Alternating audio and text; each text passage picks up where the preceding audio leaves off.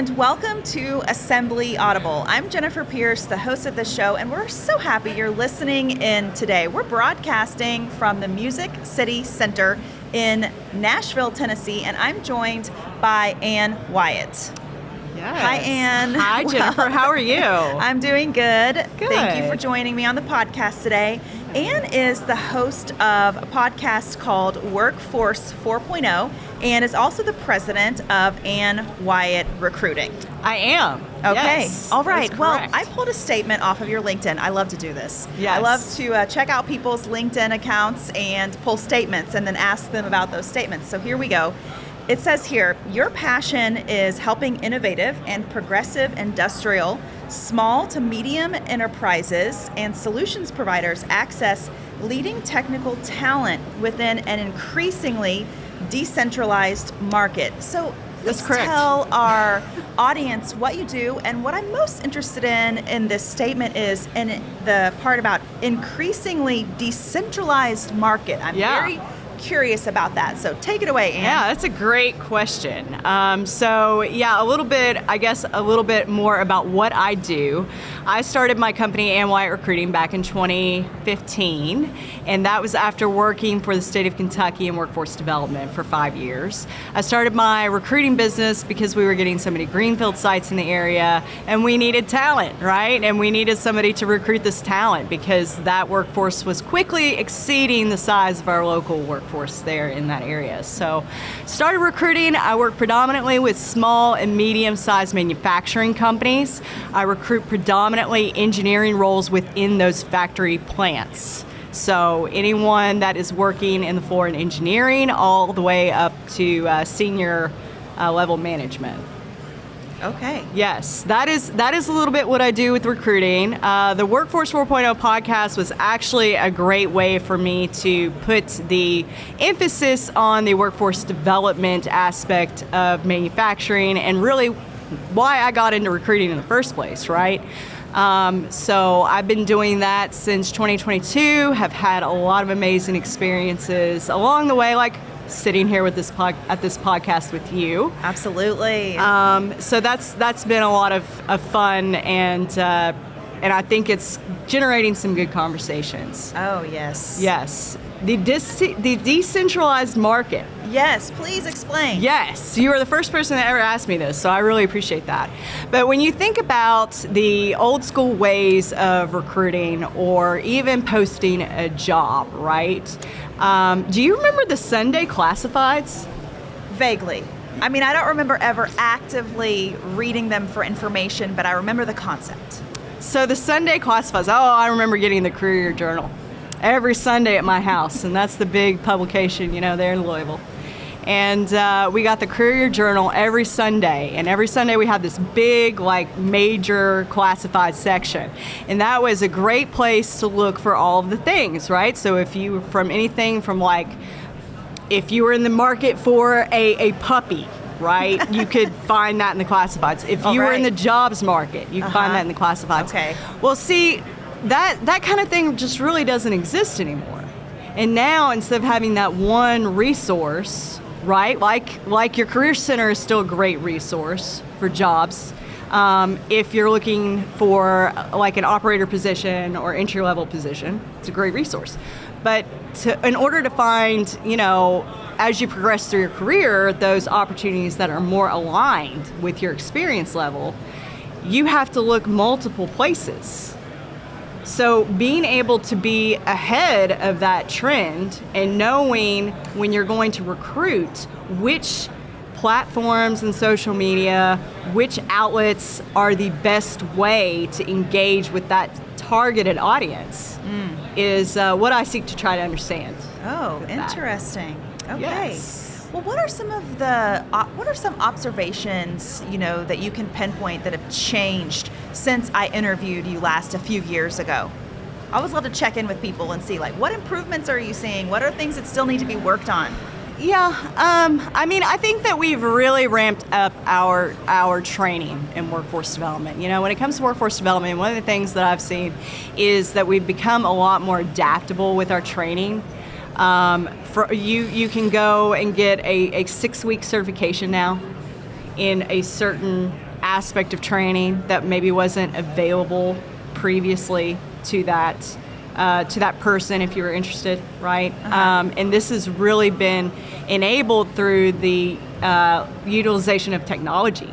Right. So like VR and things like that. And then you've got these different routes, and now we're seeing more bigger educational providers like technical colleges and 4-year universities really kind of get on that train with multiple outlets for training and providing different solutions for folks. Yeah. That's been great. Yeah.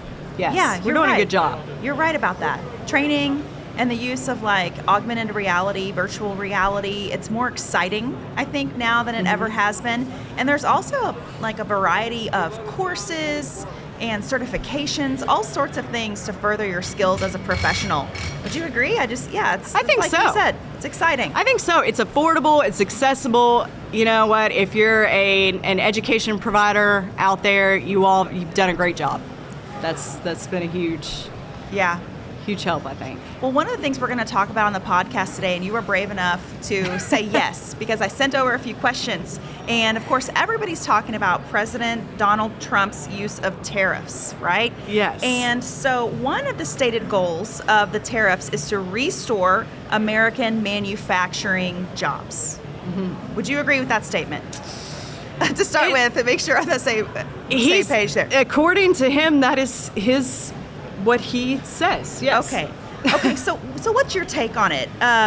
If the tariffs successfully aid in reshoring, do we have the workforce for it, or will labor shortage be an issue? Yeah, that's a great question. So as far as tariffs go, I am absolutely not an economist or an analyst. We don't expect you to have all the answers. It's just a popular, trending topic. So I'll go ahead and throw that disclaimer out there. I mean, before the election, we were still looking at around 3 million jobs deficit, right? Like the estimation is 2.1 to 3 million by 2030. So, we had that deficit pre-existing. So I don't think that there's any way to mitigate that deficit. Oh, that's right. Like tomorrow, right? One of your statements before was, we're not going to recruit our way out of that. That's did you say that? Yes, I did. Okay. And I just, light bulb moment from our previous interview. Okay. Yeah. We're not going to recruit ourselves out of that deficit.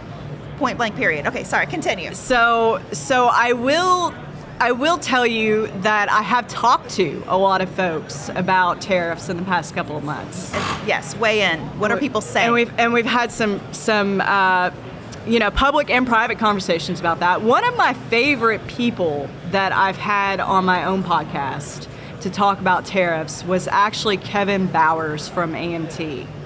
And he was a great resource for this because, that is very aligned with their research and what they do and everything.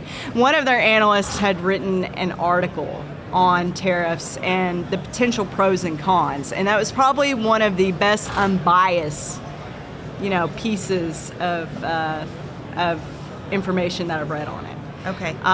But basically, he said that tariffs short term were okay. But that tariffs long term could lead to major disruption, like in your workforce long term. Okay. And then of course supply chain issues that may come along with that. Interesting. And so that was interesting. But I think we've got a lot of manufacturing jobs. I think when I've talked to contract manufacturers, this has been great for them. I mean, they seem to be very positive across the board when I'm talking to contract manufacturers about it, because this allows them to have a little bit more skin, I think, in the economic game, right? So they're able to kind of fill in those gaps that maybe were there or will be there if we have potential tariffs.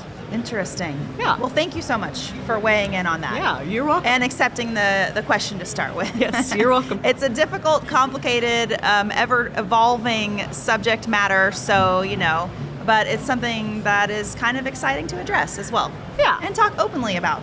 Well, The thing is that with a lot of the content and stuff that I put out there, I feel like, and I mean, I started recruiting because I felt like I had a moral responsibility to the workforce.